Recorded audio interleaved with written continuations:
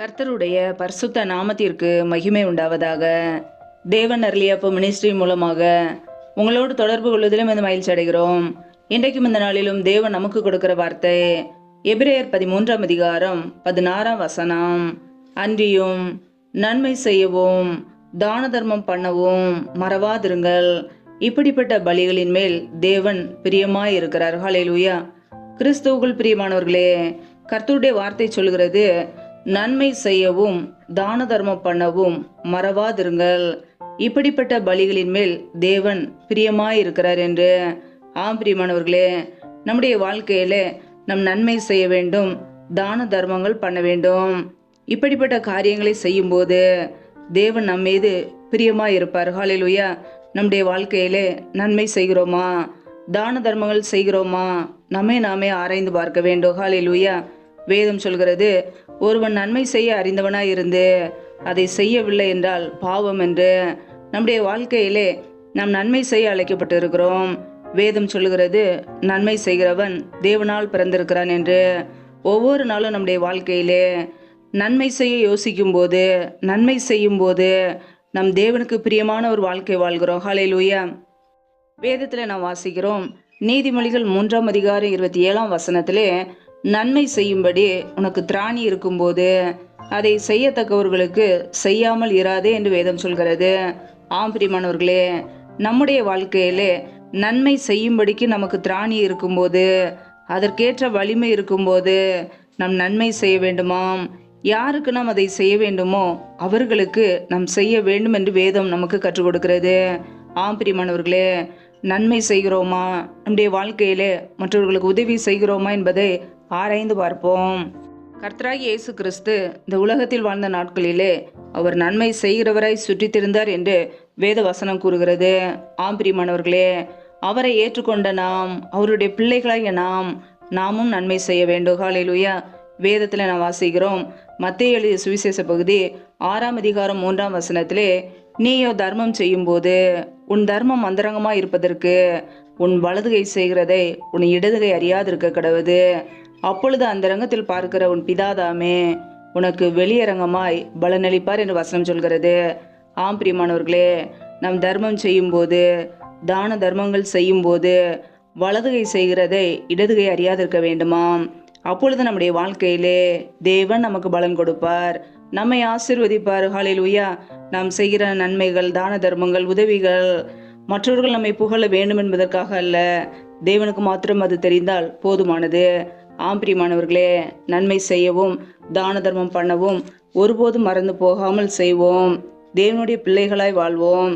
தேவனுக்கு பிரியமான இப்படிப்பட்ட காரியங்களை செய்யும் போது தேவன் நம்முடைய குடும்பங்களையும் ஆசீர்வதிப்பார், ஒவ்வொரு நாளும் நம்மை பாதுகாப்பார். ஹல்லேலூயா. கர்த்தர் தாமே உங்களை ஆசீர்வதிப்பாராக. ஆமேன்.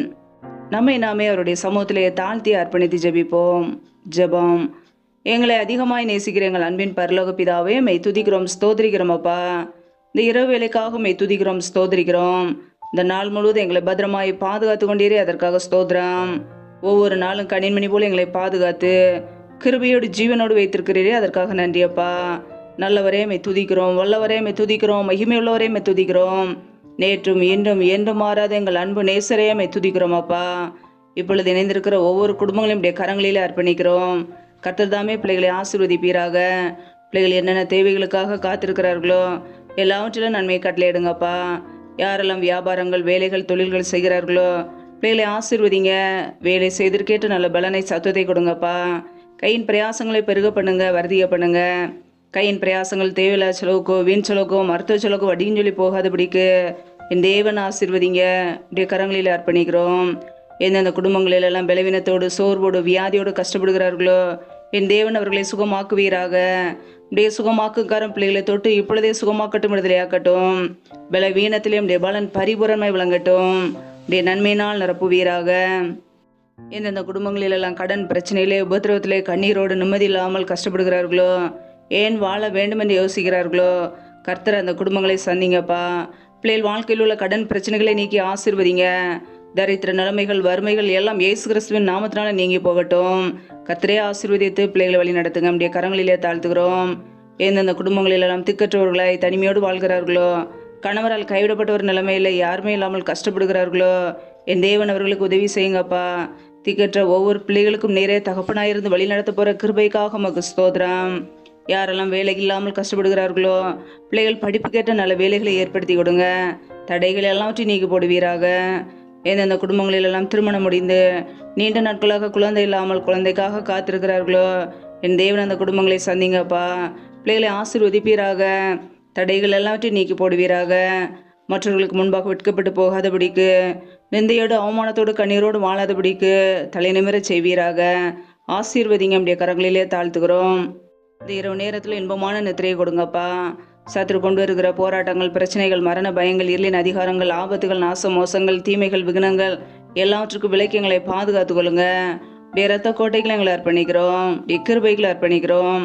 அதிகாலையில் எழுந்து தெய்வ சமூகத்திலே காத்திருக்க, உம்மை துதிக்க, அப்படி நாமத்தை உயர்த்த எங்களை அர்ப்பணிக்கிறோம். எங்களை பாதுகாத்துக் கொள்வீராக. ஆசீர்வதிப்பீராக.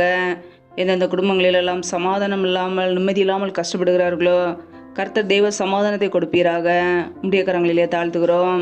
ஜீவனுள்ள நாட்களெல்லாம் நன்மை கிருபையும் தொடரும் என்ற வசனத்தின்படியே ஒவ்வொரு குடும்பத்தையும் உடைய நன்மை கிருபையும் தொடர்வதாக. ஆசீர்வதிங்க, பலப்படுத்துங்க. முற்றிலுமாக தாழ்த்தி ஜெபிக்கிறோம். எல்லா துதி கன மகிமையெல்லாம் ஒருவருக்கே செலுத்துகிறோம்.